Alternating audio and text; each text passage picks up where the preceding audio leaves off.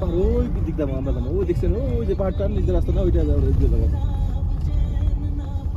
এই জন্যই বলছে সাঙ্গুলিক তো আসলে বড় কথা না যে আসা যাওয়ার যে ভিউটা উন্নয়নের কথা কইছে বুঝছো মাসুদ না আসলে ভাই পুরো আফসোস থাকে যে গান কোন লাগার জন্য